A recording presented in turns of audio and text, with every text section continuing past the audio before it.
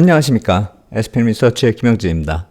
시장 일단 반등 나왔는데 조금 더 조정을 보일 수 있는 그런 재료들이 남아있다 이렇게 생각이 됩니다. 경제 쪽에도 있고 정치 쪽에도 있고 좀 복합적으로 재료가 나타나고 있기 때문에, 그리고 또 그게 이달 말까지 또 이어질 수 있다라는 생각이 듭니다. 그래서 그 재료들을 좀 종합적으로 타이밍도 좀 재가면서 시장 흐름 파악할 필요가 있지 않을까 그렇게 생각이 됩니다. 하나씩 좀 살펴보겠습니다. 지난주 후반부터 시장의 변동성이 많이 커졌었죠.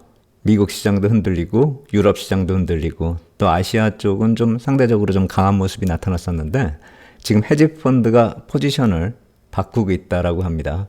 블룸버그에서 보도가 나오고 있는데, 지난주 후반부터 선진시장 쪽에서 포지션 청산하는 그런 움직임이 나타나고 있고요. 또 아시아 쪽에서 숏 커버도 나타나고 있고요. 그런데 신규 포지션으로 전환하는 그 얘기는 아직 안 나오고 있습니다. 그러니까 그동안에 있었던 포지션들을 청산하는 그런 모습이 나타나고 있다는 것이죠. 그렇다면 최근에 나타났었던 그 변동성의 배경 어느 정도 추측을 할 수 있겠고요.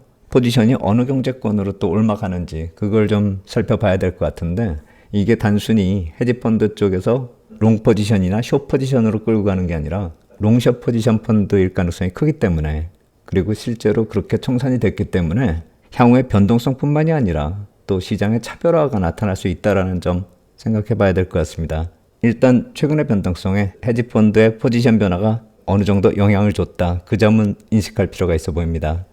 그런 모습이 엔화 쪽으로도 유입되고 있습니다. 엔화에 대해서 롱 포지션 설정이 본격화되고 있다는 것이죠.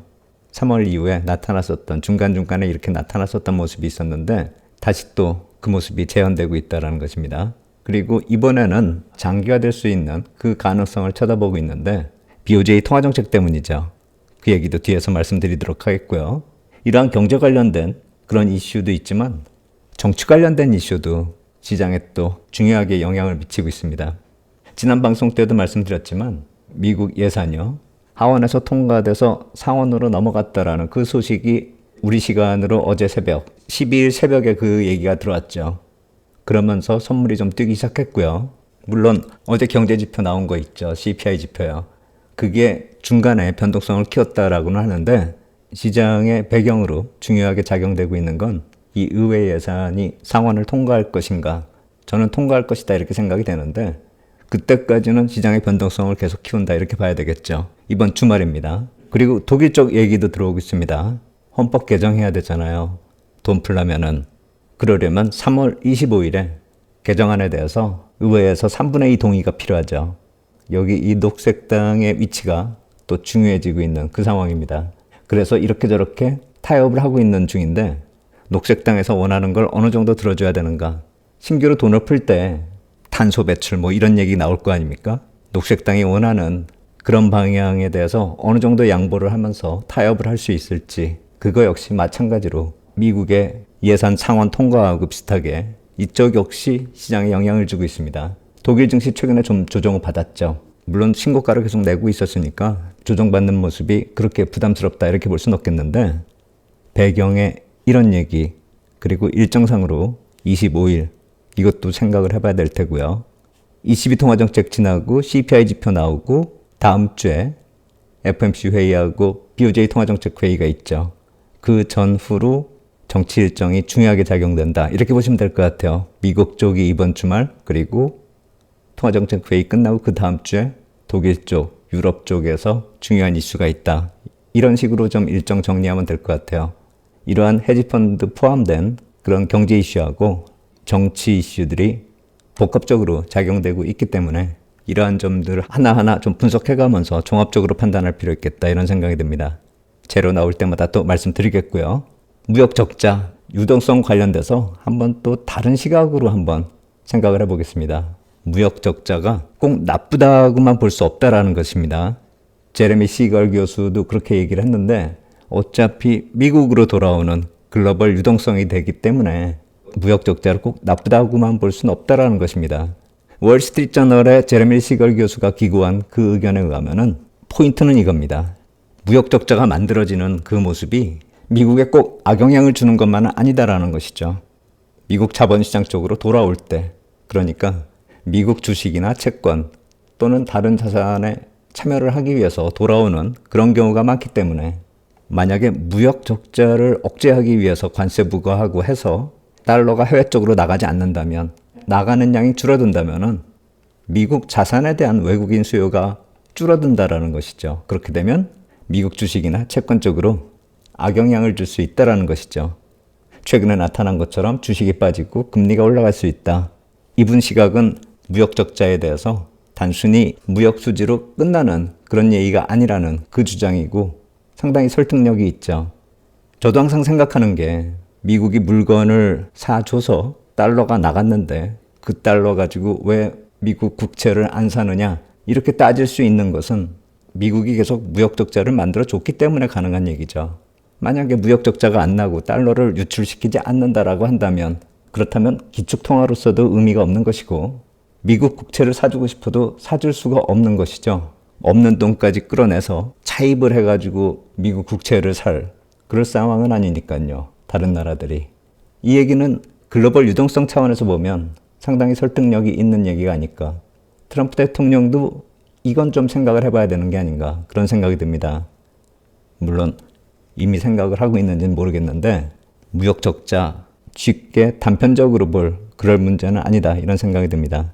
특히나 미국 국채가 세일즈가 잘 되고 있는가 이렇게 따져봤을 때 해외 투자자들의 보유량 총계를 한번 따져보면 작년 9월에 피크를 치고 줄어들고 있습니다. 조금씩. 그동안에 일사천리로 이렇게 늘어나다가 이제 점차 줄어들고 있는 것이죠. 상위 보유국, 일본, 중국, 영국 모두 다 줄어들고 있습니다. 그 상위 보유국들 비중이 너무 크기 때문에 나머지 국가들이 좀 사준다 하더라도 해외 보유 비중이 줄어들 수밖에 없고요. 보통 상위 그 3개국이 팔 때 다른 쪽에서 좀 사주는 그런 모습이 나타나긴 나타났었는데 최근에는 그런 모습이 좀 약해지고 있는 것이죠. 근데 만약 여기다가 달러 더 이상 유출되는 걸 막겠다, 무역 적자를 줄이겠다 이래버리면 글로벌 유동성 차원에서는 역으로 미국의 안 좋은 방향으로 부메랑이 될 수 있다는 점 생각해 볼 필요가 있는 것이고, 그렇기 때문에 정책이 지금 시장을 흔들고 있는 모습, 시장에 악영향을 주고 있는 모습이 집권 초기에, 임기 초기에는 나타날 수 있어도 이게 계속 장기적으로 나타나기는 힘들지 않느냐, 전 그렇게 생각합니다. 물론 지금 당장 나타나고 있는 그런 여러 가지 부작용들, 이런 것들을 어떻게 피하고 시장이 조정을 받는 모습에 대해서 어떻게 대처할 것인가, 그건 또 다른 문제겠지만 긴 시각에서 본다라고 한다면 이러한 관점에서도 또 새로운 시각으로 좀 볼 필요가 있지 않을까, 그런 생각이 듭니다. 다음 주 통화정책회의가 있기 때문에 이런 얘기는 다시 또 드릴 기회가 많을 것 같아요. 이번 주말에도 한번 정리를 해드려야 될 것 같고요. BOJ 쪽에서 금리 인상 시기를 저울질하기 때문에 엔화가 강세가 나타날 것이다. 이 엔달러 흐르며 이게 아래쪽으로 내려오면 이제 엔화가 강세가 되는 것인데, 그렇다면 금리하고 연동해서 생각해 보면 미국 국채 10년물 이 푸른색 선이요, 보통 같이 움직이잖아요. 그렇다면 더 추가적으로 안정이 될 수 있는 그런 모습이 나타날 수 있지 않을까. 저는 평균금리 4.3 정도 생각을 하고 있고, 위아래 밴드를 놓고 보면은 상하단으로 텀 프리미엄 움직임 감안했을 때 한 100bp 정도는 위아래로 움직일 수 있다, 이렇게 생각이 되는데, 그게 뭐 3.3까지 간다라는 얘기가 아니라 이런 식으로 생각하시면 될 것 같아요. 기준금리를 기준으로 해서 상하단으로 100bp 정도 움직일 수 있다라는 그런 시각으로 볼 필요가 있다라는 것입니다. 그러니까 2023년까지는 그 텀 프리미엄이 아래쪽으로 이렇게 이 붉은색이 이거요. 이게 기준금리보다 이렇게 아래쪽으로 작용을 하고 있는 그 모습이라는 것이죠. 그래서 이 폭을 한 100bp 정도로 놓고 봤을 때 기준금리보다 아래쪽으로 많이 작용했었던 2023년에는 기준금리 하단 쪽에서 움직였는데, 이제는 상하단 100bp보다는 좀 줄어들 수 있고, 그게 아래쪽으로 이렇게 작용이 되던 그 모습이 아니라 이제는 약간씩 위로 움직일 수 있는 그런 모습이다. 이렇게 시장의 흐름을 좀 파악할 수가 있다. 여태까지 그렇게 말씀을 드려왔는데 그림을 이런 식으로 이렇게 말씀을 드리면 좀 더 이해하기 쉽지 않을까 싶어서 이렇게 한번 표시를 한번 해봤고요. 테일러 룰 유틸리티로 보면은 더 쉽게 이해할 수 있죠. 기준금리 방향이 반등을 하다가 다시 꺾여 내려가고 있습니다. 수치를 보시면은 작년 3분기에 저점을 찍을 때 3.73에서 상단을 5.23 정도로 봤는데 그게 좀 확 뛰었죠. 작년 4분기에 하단을 4.16, 위를 5.5까지도 이렇게 열어놨었는데 그게 상하단이 이렇게 좀 줄어드는 그런 모습입니다. 지금 현재 시점에서 놓고 보면은 하단이 3.86, 위로 보면 4.6 정도 이렇게 계산이 되고 있습니다. 중심값을 잡으면 4.225 이렇게 나오거든요. 평균값 그 정도로 잡고 아래쪽으로 내려가는 폭이 예전보다는 못할 것이다. 예전만큼 이렇게 확 내려가는 이런 폭보다는 조금 더 내려갈 수 있고 위로 좀 열어놓는 그런 흐름을 좀 예상하면 된다. 이 말씀을 드리는 것이고요. 엔화하고 비교해 봤을 때 이미 엔달러 흐름이 내려갔기 때문에 금리도 뭐 한 4% 전후 뭐 그 정도까지는 열어놓고 보는 게 맞지 않나 그런 생각이 드는 것이죠. 이번 주에 국채 입찰 지나면서 금리 쪽으로 좀 부정적으로 움직이고 있는데 이게 또 뭐 갑자기 또 튀는 그런 모습으로 이어지기보다는 좀 안정적으로 흘러갈 수 있는 모습 다음 주 통화정책 회의 지나면서 나타나지 않을까 그런 생각이 듭니다. 그리고 이렇게 엔화 강세가 나타나면 엔캐리 청산 나타나는 게 아닌가 시장에서는 종종 그걸 걱정을 하고 있는데 엔캐리 청산이 나타나려면 이렇게 과도한 포지션이 나타나면서 이격이 발생됐었어야 되는 것이죠. 작년 중반처럼요.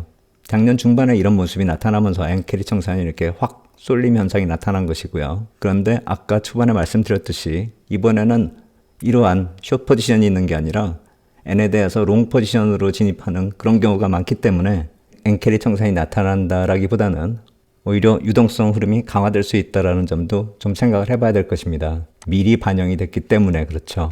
엔캐리 청산이 나타나려면 이렇게 숏 포지션이 많은 상태가 과도하게 나타나야지만 이게 청산이 되면서 숏 커버가 나타날 때 그 청산되는 속도가 빠르고 충격이 더 클 겁니다. 지금은 그런 포지션 상황이 아니라는 점, 작년하고는 틀리다.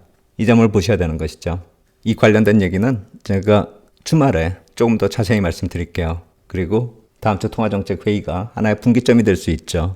이러한 모습이 지금 이미 진행이 되고 있고 포지션도 빠르게 변화가 되고 있는 것이죠. 글로벌 유동성 흐름 자체가 큰 흐름이 바뀌고 있는 것입니다. 투자하는 데 있어서 그동안 유지됐었던 포지션이 한번 뒤에 없는 과정이 나타나고 있기 때문에 지금 변동성이 커지고 있다. 그 점을 볼 필요가 있다는 것입니다. 일단 한번 정리가 된 다음에 새롭게 포지션이 어떻게 설정되는지 그 점 역시 중요하겠는데 그것이 바로 이 중요한 여러 가지 이슈들이 뭉치면서 3월의 유동성 변화 계속 말씀드려 왔었던 그 글로벌 유동성 변화가 본격적으로 방향을 잡아가는 그 시기가 다가오고 있다. 이렇게 보시면 될 것 같아요. 여러 가지 이슈가 동시에 작용되고 있다는 점. 이 변화되는 상황은 좀 더 주목하고 자세한 내용은 이번 주말 일요일에 약간 늦은 시각에 또 다시 말씀드리도록 하겠습니다. 오늘 여기까지 하도록 하겠습니다. 감사합니다.